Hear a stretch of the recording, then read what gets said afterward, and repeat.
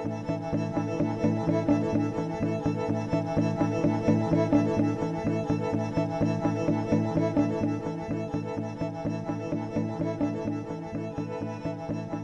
2011 World Economic Forum meeting is taking place against the backdrop of an economic environment where the world has become a multi-speed economy.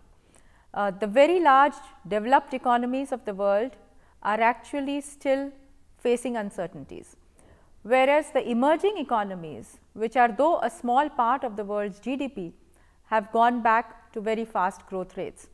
And it is in this diverse environment that we have to find the economic policies and the regulatory policies that work well for the world as a whole.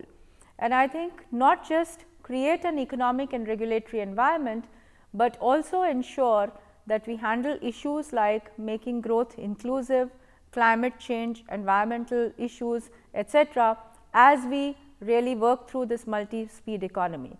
So, I would really like to see and synthesize the views of different participants across these different issues and really create an agenda for the future from here.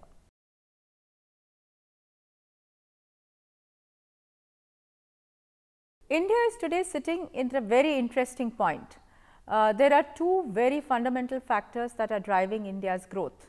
One is the demographic dividend, and the second is a whole spate of investment activity. We all know that India is a very young nation and will continue to remain a young nation for many decades. What this would mean for India is abundant workforce, but not just that, millions of people coming into the working age group, starting to earn, wanting to consume, aspiring to consume and creating demand. So, that is the consumption drive that is going to drive India's growth. Following from this consumption drive is a huge demand for investment in manufacturing and infrastructure sectors. And now we are seeing that the huge investment activity in both manufacturing and infrastructure sectors has started. So, we are now sitting at a very good point where the demographic dividend is leading to consumption growth, and consumption growth is creating a demand for investment and leading to investment in infrastructure. And this is the nice virtuous cycle of growth that is going to stay with us for a few decades to come. Of course, I do recognize that as we move on to this growth path, we have to also make efforts to ensure that the growth becomes inclusive. And again, when we talk of growth becoming inclusive, we have a huge challenge ahead of us, because we are talking of 700 million people across more than 600,000 villages, and where we have to take growth and make them feel the benefits of growth. And here it is not just financial inclusion, but over and above financial inclusion, we will have to focus on health, education, skills, training, and making these people employable and giving them income generating opportunities so that the growth becomes inclusive.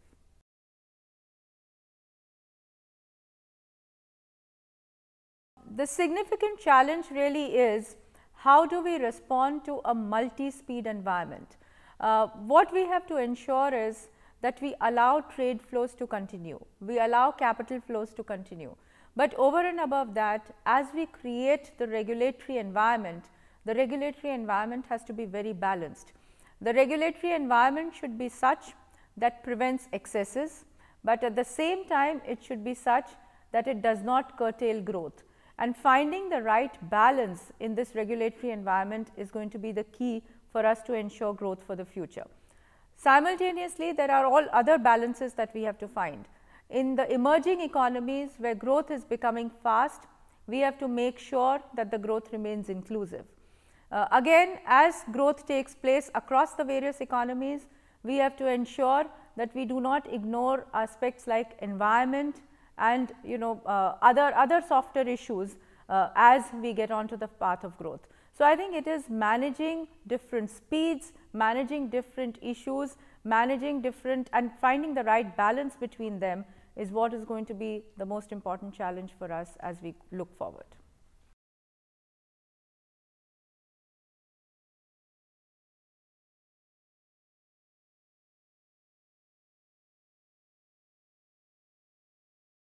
I think the corporate world really needs to do two things. One, and most important, is really to create a gender neutral, merit oriented work environment. I think what is just important is to make sure that in that corporate culture there are no biases against women, that the environment is merit oriented, that everybody gets an opportunity based on his or her merit, ability and performance. And as long as we ensure that, we will allow the best and the fittest to grow, and you will see gender diversity really prospering in that environment. The second thing that the corporate world needs to do is to really mentor their women workforce, especially at that time when women are moving from a very low management setup to the middle management kind of work, and at the same time expanding or growing their families and getting into family responsibilities. I think that is the most difficult period for women to find the right balance between work and family, and it is at that time that many women just quit and give up their career, and it is at that period that the corporates need to focus more attention in mentoring, in making women feel comfortable and helping them manage this balance.